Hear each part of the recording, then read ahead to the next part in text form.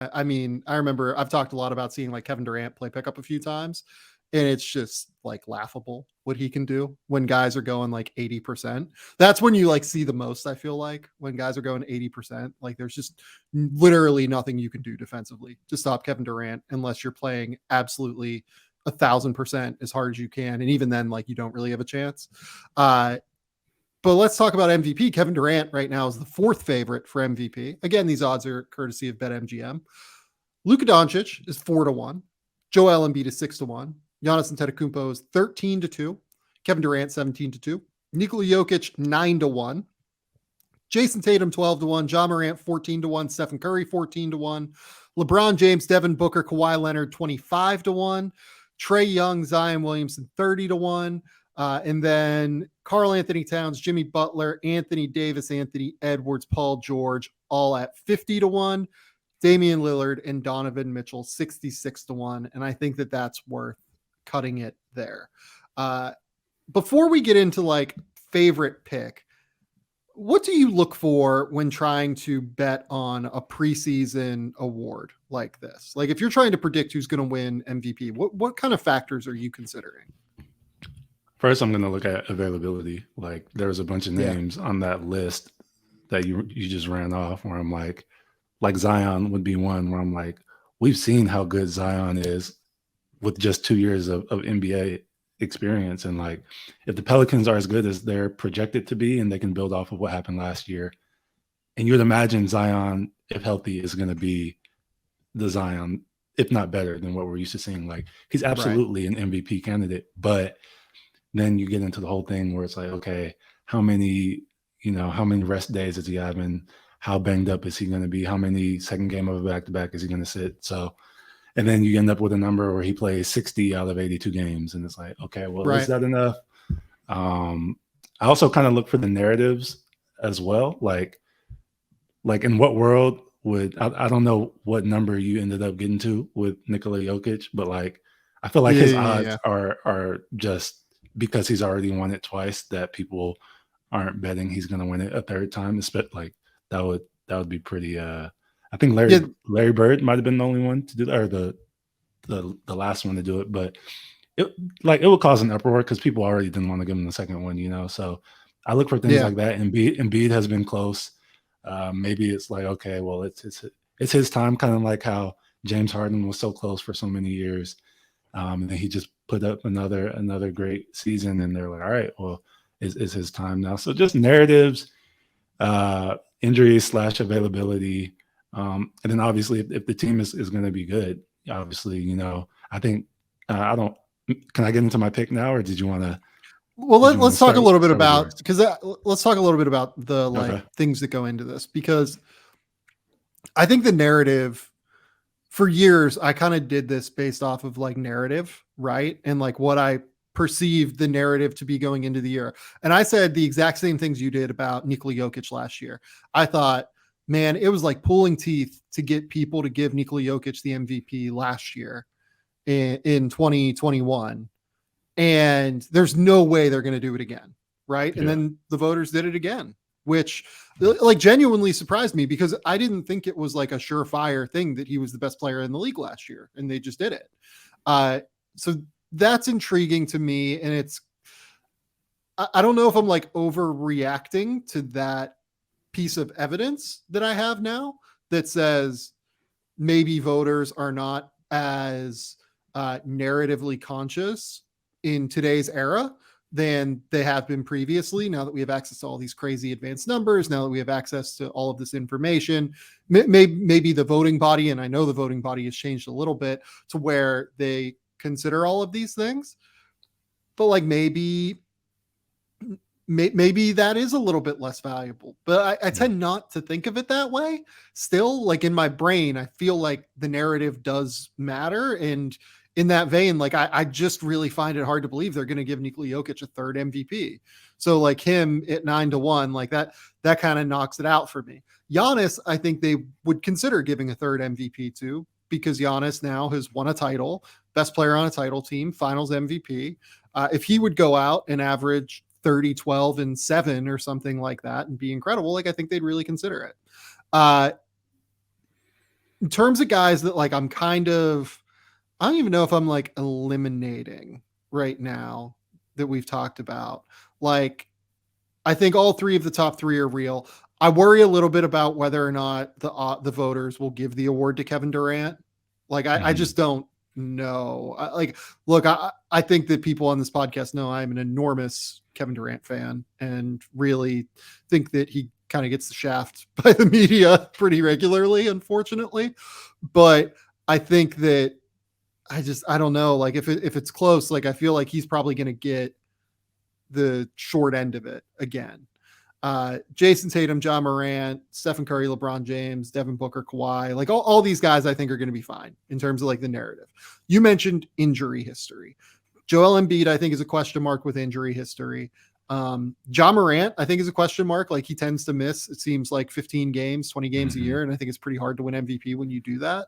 LeBron James might just be a guy that kind of sits out some games here and there. Kawhi Leonard might be a guy that sits out some games here and there. Zion, Anthony Davis. I think that's as far as we went down in terms of injury questions. But like, I think it's hard. Dame maybe sits a few games here and there, although I don't know if he's going to be able to, given that roster. Right. Like if they're going to try and compete for the playoffs, he probably needs to play every game. The other thing I look for now, if I'm not just betting the top of the ticket, if I was to bet, I am also looking for significant upside. Like, is there a story you can tell yourself where a player that you think is phenomenal can really, truly like explode?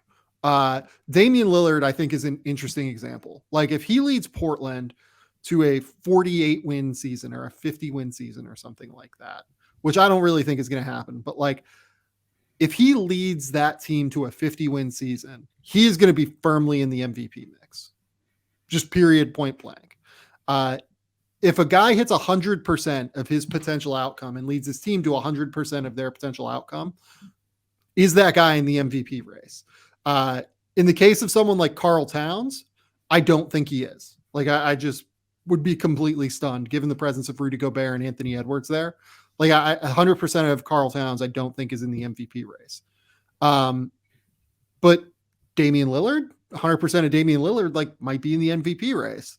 Kawhi Leonard, like LeBron James, if LeBron James leads the Lakers to a 50 win season while playing 70 games because he knows that for them to make the playoffs, he has to play a ton of games. That's a real narrative push, I think, for voters. And I think that at 25-1, that's a really high level odds pick. John Morant, Stephen Curry, like all these guys, I think you can make a real case for them. So let's kind of talk about, first and foremost, some of the longer shots that you like. Do you see any of the longer shots on this list that make sense to you in terms of making an MVP case? I think that Dame one would be cool because we just saw it. We almost saw it play out last year with DeMar DeRozan and how he kind of elevated that Bulls team. Eventually they kind of ran on the gas with bad injury luck to Lonzo and Caruso and stuff. But they were like a 1 seed with not too much basketball left in the season, maybe a month or two left. I don't know. They were doing really well. And I think the 100% that you were talking about of DeMar DeRozan that we got would be the perfect example for someone like Damian Lillard. I don't know if I think he has the same odds as Donovan Mitchell. I don't know if Donovan Mitchell just walks onto a new team, but there's definitely a narrative like he's the missing piece. He's going to be the leading scorer. If Cleveland finishes as a 4 seed or something like that, they have like a New York Knicks type of season of 2021. Like I feel like there's going to be noise around there too. But ultimately, no one that I would personally bet on with those type of super long shot odds. I guess I would do Jokic again. We touched on Kevin Durant because there's a world where Brooklyn internally like gets it together, and they get it together internally, and they're really freaking good on the court because they have Kevin Durant, they have Ben Simmons if he's healthy, they have all these incredible players, and they they're a 1 or 2 seed. And like, if that happens, Kevin Durant, it's likely averaging almost 30 points and is an MVP candidate like he is every year he's healthy. So I think those two, Jokic and Kevin Durant, would be the ones that I would vote on that aren't the obvious one that we're going to get to in a little bit. So I kind of mentioned the two that stand out to me, and the things you look for here are the same things you look for in any gambling conversation, right? It's variance. Like you're looking for variance on some level in order to make like big swings. Mm-hmm. And I think Damian Lillard has a high degree of variance, which increases his odds a bit on the back end. Like there's a chance Damian Lillard just doesn't have a great, or he'll have a great year if he plays, but like there's a chance that like he's not in the MVP race at all. Right. But I feel like if he leads Portland to a good year, he will firmly be in the conversation. So like 66-1, that's not a bad outcome, I don't think. I don't know, like Jimmy Butler's another guy that just tends to miss games, but like it feels like nobody's talking about Miami again. If he didn't miss games, like I could see a world, I probably wouldn't pick him for this, but LeBron is the other one that like really stands out to me. I'm pretty sure LeBron is not going to play like more than, let's say, 65 games, even though like he's played 67, 45, 56 the last 3 years in LA, hasn't played more than 67 in a game since he left Cleveland. If he feels like he has to get to 70 games in order for the Lakers to have a chance to make the playoffs, because this roster is kind of a mess, especially after what we saw last year with Russell Westbrook. If Russell Westbrook is still on this roster heading into the season, if the Lakers somehow were to win 50 games, and if LeBron and Anthony Davis stay healthy, I don't think that is like an impossible outcome. I think there is a world where LeBron would be firmly in the discussion for MVP, and 25-1 is a very large number for LeBron. Like anytime you can get LeBron James at 25-1, it feels like that's not a bad idea to me. Like LeBron James right now is 1, 2, 3, 4, 5, 6, 7, 8. He has the 9th highest MVP odds. That feels aggressive to me. And you have, we kind of spoke about it earlier, you have the narrative behind him, like in his year, whatever, 21 or 21st season age, whatever, averaging X amount of points. I mean, like even last year, the Lakers were really bad last year, but who knows if they snuck like a 7 seed or something, you have the Lakers kind of bias in the media pushing that as well. LeBron is already fantastic as it is. Like I don't see why that would, the Lakers are going to be better this year than they were last year. The question is how much, and if he's more available and his production is similar. I don't know if the guy's going to average 30 points per game again. That would be pretty ridiculous, but It'd is LeBron insane. James. Yeah. What were the odds? 25-1. Yeah. Like you can get 25-1 on LeBron James, who averaged 30 points on a true shooting percentage of 62 last year. And averaged like 8 rebounds and 6 assists on top of it. That feels pretty good to me. Like I know it's not like the most popular opinion to bet on LeBron, I guess, right now, but 100%. Like that's an easy, to me, that's like, if things go right, that is a real value add for you potentially. Is that just like is that like something you're going to BetMGM online and doing, or is that like, oh, I have an extra $20 sitting around, like why not? You know what I mean? Or is that like something that it's a decision of yours, like top of your list of priorities, like I'm gonna bet this because the odds are so good? Yeah, I would say not top of the priority list. Also, I am not allowed to gamble currently with the Athletic. So like I'm theoretically not allowed to put money down, despite how easy it is here in Australia to bet on things. It is worth noting that I am not allowed to do that. Let's clear that up. Period. So it's worth noting that, but this would be middle of my list, I would say, not top of the list for me.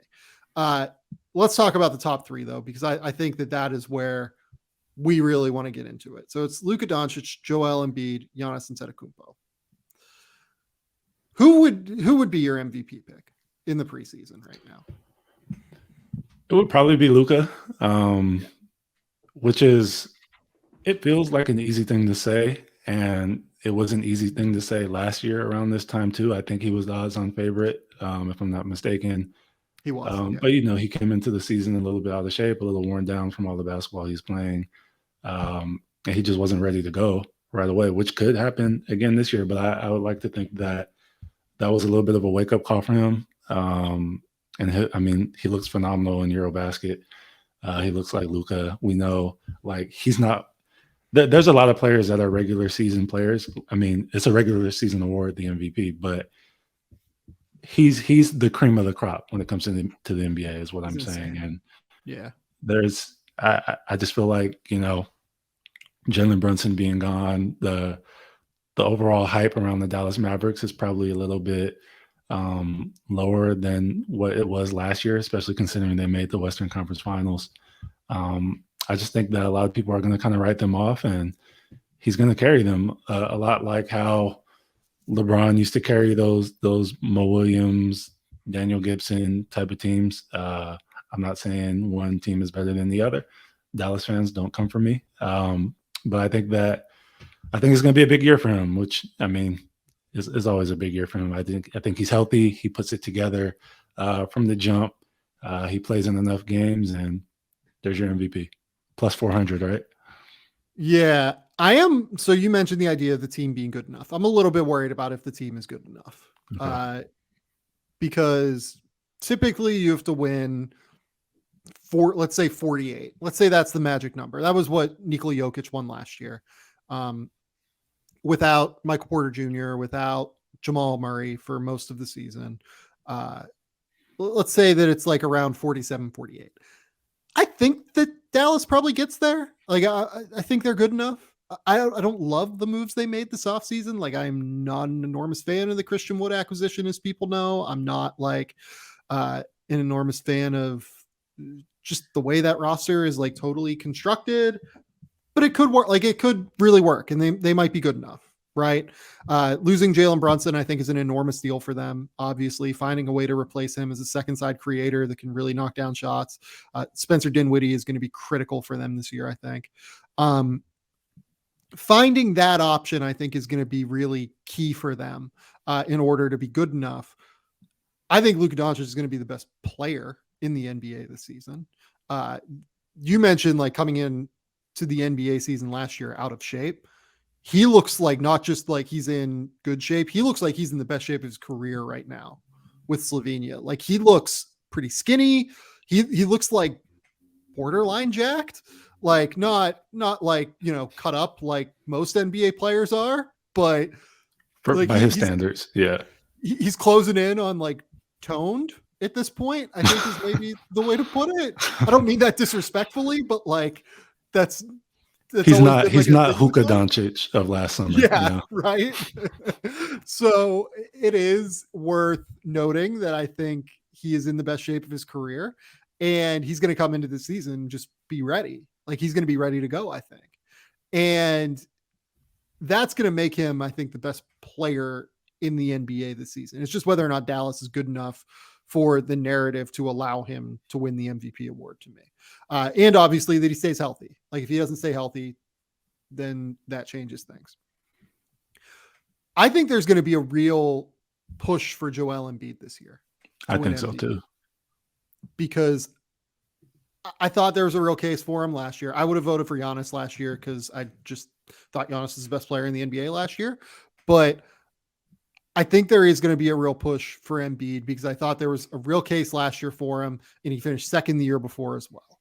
And it's going to feel like for some people, it's time for him to get one. Now, Joel Embiid has to stay healthy, right? Like, that's always going to be a big thing with him. But if he stays healthy and Dallas, wins 45 games, 44 games, I think Joel Embiid has a very real case to win MVP because they're probably going to win 50 games this year. The Eastern Conference is really good, and I think it has a chance to be bundled up a little bit, but full season of James Harden, hopefully Joel Embiid stays healthy. They've really kind of They revamped got better. I think that team got depth a better. little bit. I think the team got better. Joel Embiid at 6-1, I think, is a really pretty solid odd to get him at. Look, and then beyond that, Giannis, look, people know how I feel about Giannis too. Like, I think Giannis is, up until we see what Luka could do this year, like, I think that the crown for the best player in the NBA is Giannis's. If Luka passes him this year, we'll see what that looks like. But up until Luka passes him, or up until, someone like Kevin Durant stays healthy for a full season or anything like that, I think Giannis is the best player in the NBA. And it's never a bad idea, in my opinion, to take that guy for MVP. Because he's always going to do it on both sides of the ball too. You know what I mean? Right. Like, I mean, you get that with Joel Embiid also, not as much with Luka. But I think that's something you've got to consider. I don't know, what thought process goes into choosing an MVP on the ballots for the people that have picks. But obviously Nikola Jokic isn't like an elite defender of sorts, but when you're that good offensively and you're that good at, building the team around you, like it's hard not to go in that direction. But Giannis he's always going to be in the discussion because, like you said, he's probably the best player in the NBA. You can make an argument for a few others, but at the end of the day, he plays hard as heck every night. He gives it his all. He's going to get you 30, 11, and 6 with some elite defense. He's going to guard the best players, and that's what you're going to get like throughout the season. He doesn't really do the whole the load management stuff as much, maybe from time to time, but what they do with him is they do a great job of load managing him within games. He plays like 30 minutes a night. That's Bud's thing. LeBron playing 37 a night, which is smart. You just don't do it in the playoffs, which I think they figured out over the years. But yeah, he's going to be right up there too. And there's the Bucks were, I think did they finish as a 3 seed last year? That sounds right to me. I think they finished as a 3. Could have been like a 2, but or 3 or 4, but I think they lost the last game for matchup purposes and whatnot. But they had a bunch of guys miss time last year, like Drew Holiday missed a handful of games. Chris Middleton, Brook Lopez missed basically the whole year. Like, you could say if healthy with just about every team, but the fact that they were that good, while missing a lot of those guys throughout the year, and then obviously missing Chris Middleton in the playoffs, like there's no reason like they couldn't be a number 1 or a number 2 seed. And if Giannis is Giannis, which of course he'll be Giannis, like that's a top 3 MVP finish. Whether he gets it or not is up to the voters. But yeah, and for what it's worth, Giannis missed 15 games throughout the year as well. Like he just missed like a little stretch in December, if I remember correctly. I think that they kind of like sat him here and there throughout the course. And there was probably some COVID stuff, I'm sure. Like could be that. Yeah, I don't remember off the top of my head what it was, and I don't really feel like the need to look it up as we're talking, but he missed some games here and there. I think he ended up at like 70 games played, something like that. Like he might've missed like 15 or so. But yeah, like I think that Giannis is a good one, but if I made you pick one, well, not one, but like what, if I made you pick things that you would actually feel good betting on for MVP right now, based on you thinking that they are plus EV, what would you kind of say? So basically, who would I pick if I had to make this? I'd probably go with Joel Embiid. Do I think he's the best player in the NBA? No. Narrative, just missing out on MVP 2 seasons in a row. The Sixers made a lot of good moves this summer. They brought in PJ Tucker, they brought in Melton. Who else did they bring in? Montrezl Harrell recently, who, even if he doesn't raise the ceiling in the playoffs, under Doc, he's shown that, on a nightly basis during the regular season, he has a fit under Doc Rivers. So I think they're going to be good. I think they're locked for like 50 plus wins. They're going to be I mean, I guess it depends on Milwaukee and Boston as well, but they're going to be right up there with those two in terms of wins in the regular season. And Joel Embiid, if healthy, is going to be really, really good again, and he's going to be really dominant. He's going to do it on both ends, and I like those odds, 6.5 to 1. That would get my money if I had to put money on it right now. So I like Luka 4 to 1. I think it's going to be hard to find Luka at better odds once the season starts. I think getting him now is probably a better price than getting him 10 games into the season. And then if I wanted to sprinkle a little bit on some long shots, I would say LeBron and Damian Lillard are the two, 25 and 66 to 1. Those two stand out to me.